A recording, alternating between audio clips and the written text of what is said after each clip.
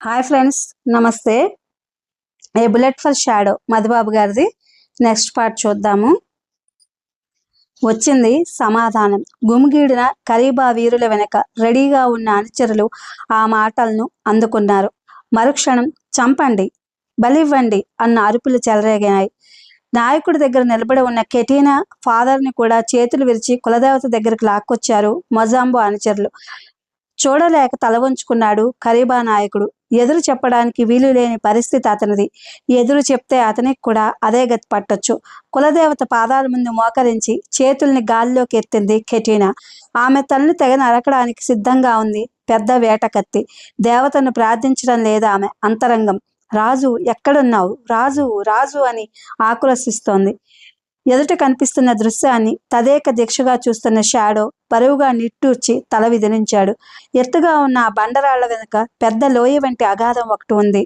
దగ్గర నుంచి చూస్తే తప్ప కనిపించలేదది. ఆ అగాధంలో వరుసగా వేయబడి ఉన్నాయి క్యాన్వాస్ టెంట్లు. వాటి ముందు కూర్చుని ఆయుధాలని క్లీన్ చేసుకుంటున్నారు 2000 మంది నాగరికులు. గత రాత్రి మొజాంబోతో మాట్లాడిన నాగరికులు ఇద్దరు వారి అందరి మధ్య తిరుగుతూ ఏవో ఆజ్ఞలు జారీ చేస్తున్నారు. ఆ దృశ్యాలను చూసిన మరుక్షణమే మొజాంబో పథకం షాడోకు అవగతమైంది. కరీబా జాతిని, మిగిలిన ఎడారి జాతుల్ని రెచ్చగొట్టి నాగరికుల మీద యుద్ధానికి ప్రేరేపించి నాగరికులు వారిని ఎదిరిస్తున్న సమయంలో వెనుక దెబ్బతీయడానికి ఈ సివిలియన్ మిలిటరీని ఉపయోగిస్తున్నాడన్నమాట.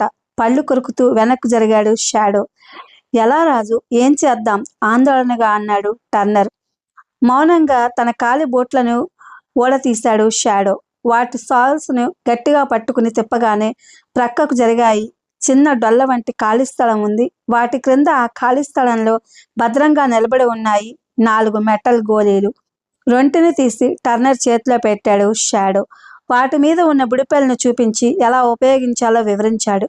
ఓకే రాజు, నేను అటు నుంచి కమ్ముకుంటాను, నువ్వు ఇటు నుంచి దెబ్బ కొట్టు అంటూ ఆ గోళీలను పట్టుకుని అగాధం అవతల ప్రక్కకు పరుగు తీశాడు టర్నర్.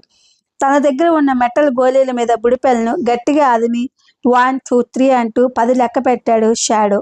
10 పూర్తయిన మరుక్షణం బలం కొద్దీ విసిరాడు వాటిని. పిచ్చుకల్లా ఎగురుతూ పోయి 2 టెంట్ల మీద పడ్డాయి ఆ గోళీలు. సిఐబి స్పెషల్ ఎఫెక్ట్స్ బృందం తయారు చేసిన మినీ బాంబులవి. టెన్స్ మీద పడిన మరుక్షణం చెవులు చిల్లులు పడే శబ్దంతో ప్రేలిపోయాయి. తెరలు తెరలుగా గాల్లోకి లేచింది నల్లటి పొగ. కళ్ళు మిరుమిట్లు గొలిపే కాంతులు ప్రత్యక్షమయ్యాయి. నామరూపాలు లేకుండా నాశనమైపోయాయి అగాధాలకి యువతల ప్రక్కగా ఉన్న టెంట్స్ అన్నీ. వాటి ముందు కూర్చుని ఆయుధాన్ని క్లీన్ చేసుకుంటున్న వ్యక్తులందరూ పెనం మీద పడిన నీటి బొట్ల మాదిరి ఆవిరైపోయారు. షాడో ప్రయోగించిన బాంబుల ప్రతిధ్వనులు అణిగిపోకముందే అగాధం అవతల వైపు నుంచి వినవచ్చాయి మరో 2 ప్రేరిళ్లు. ఆ అదుటకు భూకంపం వచ్చినట్లు కంపించిపోయింది ఆ ప్రదేశం. అగాధం అంచున నిలబడి ఉన్న కొండరాళ్లు పునాదులతో సహా లేచి అగాధంలోకి దొర్లాయి. ఎర్రటి వెలుగులు ఆకాశంలోకి వ్యాపించాయి. వరుసల్లో ఉన్న టెంట్స్ అన్ని వరుస పెట్టి మాడి మసైపోయినాయి. అగాధం మధ్యలో ఉన్న వ్యక్తులు గోలగోలగా అరుస్తూ పరుగులు ప్రారంభించారు. ఎటుపోవాలో అర్థం కావటం లేదు వారికి. తమ సహచరులకు పట్టిన గతి చూసేసరికే మతులిపోయాయి వారందరికీ. ఆయుధాలను వదిలిపోండి, ఆయుధాలతో ఎవరైనా అగాధం బయటకొచ్చారంటే ప్రాణాలు తీస్తాను కంగుమంటున్న కంఠస్వరంతో హెచ్చరించాడు షాడో. ఆ కంఠం వారందరినీ మరింత కంగారు పెట్టింది. చేతుల్లోని ఆయుధాలని నేలకు వదిలి అగాధపు అంచుల మీదకు వచ్చారు. రివాల్వర్ పట్టుకుని కాలయముడి మాదిరి నిలబడి ఉన్న షాడోని చూసిన బండరాతి మీద కొట్టిన కుండ పెంకుల్లా నలుదిశలకు చెల్లాచెదరైపోయారు.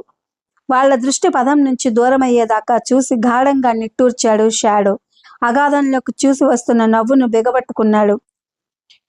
బాంబు ప్రేరుడు ఏర్పడిన గోతుల మధ్య నుంచి ఓల్ట్ బ్యాగ్ తాడు పట్టుకుని దాన్ని బలవంతంగా లాక్కొస్తున్నాడు టర్నర్. ముందుకు అడుగులు వేయడానికి భయపడుతుందది.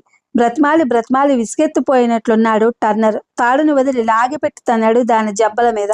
అదిరిపడి ఒక్కసారిగా పడుగు ప్రారంభించింది. క్షణంలో అగాధ పంచును చేరుకుని అక్కడ ఉన్న షాడోను చూసి ఆనందంగా ఎగిరి గంతులేసింది.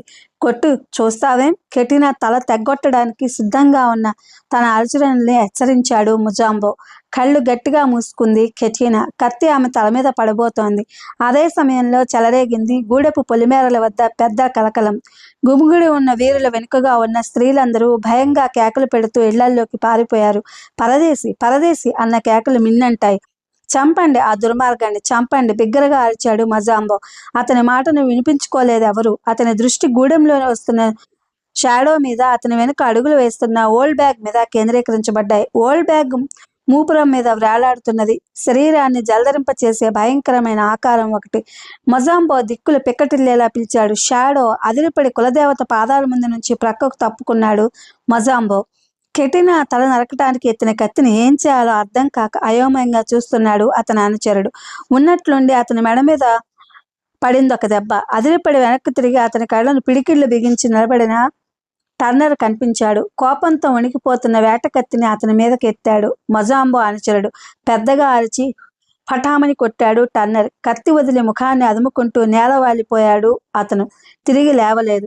మజాంబో, నీ ఆట కట్టింది. నీ ఎడారి భూతాన్ని తీసుకొచ్చాను, చూసుకో అంటూ ఓల్డ్ బ్యాగ్ మీద ఆకారాన్ని క్రిందకు లాగాడు షాడో.